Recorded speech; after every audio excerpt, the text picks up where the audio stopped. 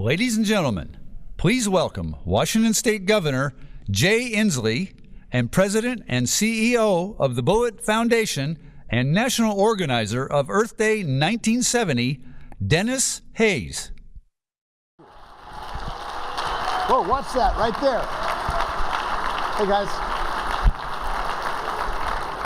Good morning. It is a great morning. I got to tell you, I'm really delighted to be here in the presence of Bill Duvernoy and Bill Rucker's house and Denis Hayes. It's like this is the Kingston trio of the environmental movement, and I'm honored to be on a stage with them. I'm honored to be with you. This is the month of Earth Day. It's also National Poetry Month. So I want to start my comments with an old Browning poem, and there's a reason for this, and here it goes. The years at the spring, the days at the morn, the mornings at 7. The hillsides dew-pearled, the larks on the wing, the snails on the thorn. God's in his heaven, all's right with the world. And I said that today because one, it's a beautiful morning, but two, at a moment like today, when Scott Pruitt has turned the EPA into the Environmental Pollution Agency, when we have a climate denier in the White House, it's important to say we are going to get through this. And I want to say that because there's a few reasons for that. Number one, we are with the rest of the world. And I was delighted when President Macron of France talked to US Congress and said, won't it be great when we make the planet great again? I was happy to hear that.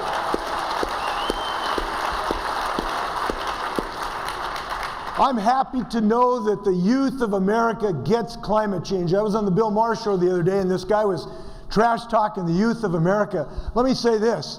The next generation is going to save America from guns and climate change and intolerance. We got the young people with us on this issue.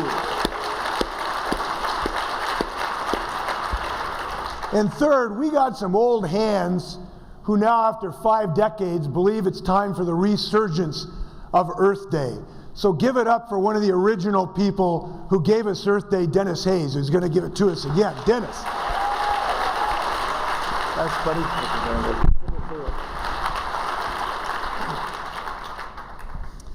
Thank you very much, Governor. There were a huge number of important things that came out of that first Earth Day. The Clean Air Act, it had been introduced in 1969. It was absolutely inconceivable. It was opposed by the oil industry, the coal industry, the electric utility industry, the automobile industry, the steel industry. Basically anybody with any power crunched it in 1969. By 1970, what had been inconceivable was unstoppable. It passed the House with 1 dissenting vote. It passed the Senate on a voice vote.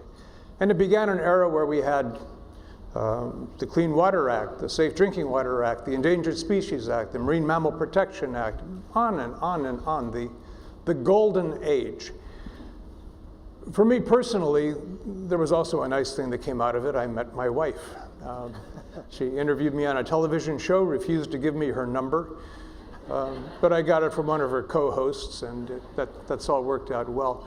Every Earth Day, we do some sort of a little exchange. This was a very quiet one for me because for the next 2 Earth Days, I'm going to be wacko and crazy. So this time I was pulling out English ivy and brambles and things, and I was panting and sweating and feeling really old, and I sent her a little text message saying, you know, it's been a good run, Gail, but I think we might be slipping into middle age. And she sends me back an immediate text saying, the only way that you are slipping into, quote, the quotes were in the text, middle age, is if you're planning to live to 140.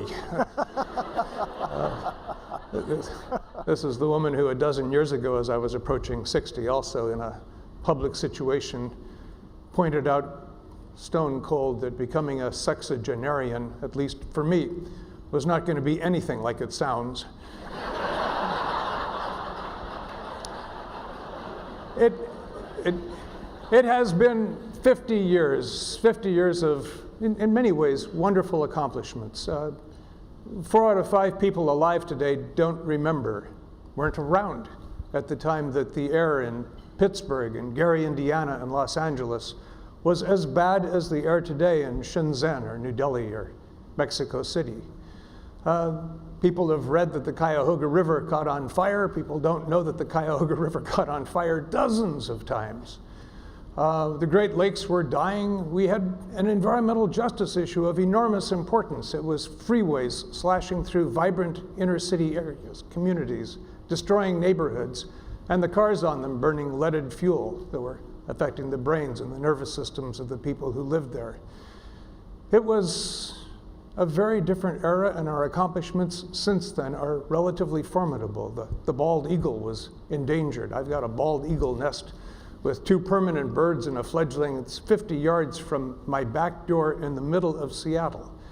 We've had a series of triumphs, but we've also had a whole series of things that have gone wrong, and the politics of all of this are, as everything in America, a pendulum that swings from one side to the other. We've had a period of James Watt and Ann Gorsuch, and we've had a period of the best EPA head ever, Bill Ruckelshaus, over there at table 27.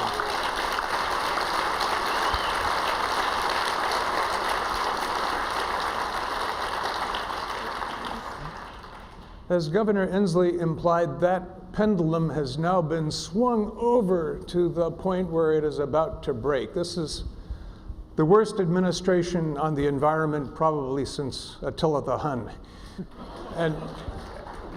And what we are going to be doing over the next couple of years is building something that will powerfully and emphatically throw it out. We are in the process now of enlisting that generation that Jay was talking about. All social movements in the end are powered by kids. The anti-war movement was a youth movement. The civil rights movement was a youth movement. The environmental movement was a youth movement. But there is also sometimes a role, as Jay suggested, for grizzled old timers. Mahatma Gandhi was not exactly a spring chicken. Nelson Mandela was long of tooth by the time that he finally finished the struggle. And speaking of grizzled veterans, somebody whose wife, Carolyn, might well suggest that he too is looking at middle age through the rearview mirror, Jean Duvernoy, whom we have all been admiring and applauding and feeling very good about today, and learning that he is now beginning the transition from Forterra. That is a transition into Earth Day. Jean has agreed to, with Forterra being the fiscal sponsor, put together a broad, diverse, powerful leadership group that is going to be making Earth Day in Seattle in 2020, the 50th anniversary, the biggest and best and most powerful Earth Day any place on the planet. So now,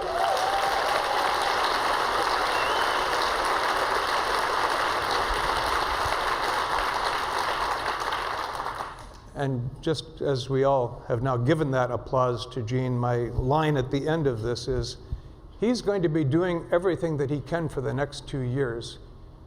If everyone in this room lines up in support of it, he will succeed. If you don't, it's going to be hard. So let's all give up now. A big round for Jean. I guess we're off here. Good job, Margaret. Thank you, man.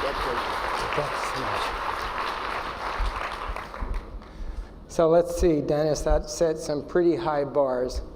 Dennis, thank you very much. Thank you for the opportunity to take on the leadership of Earth Day 2020. I do remember that very first Earth Day. I was at a rally, and that day gave me the vocabulary for the challenges and also the hopes that have really given meaning to every one of my days since.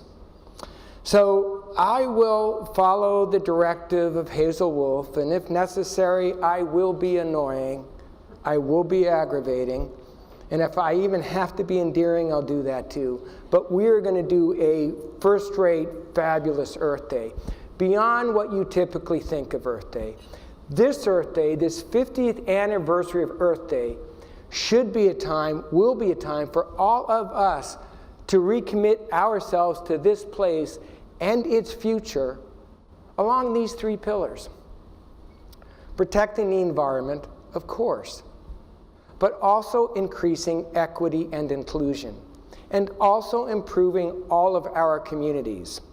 See, all 3 are key to making sure our beloved Pacific Northwest is there for future generations.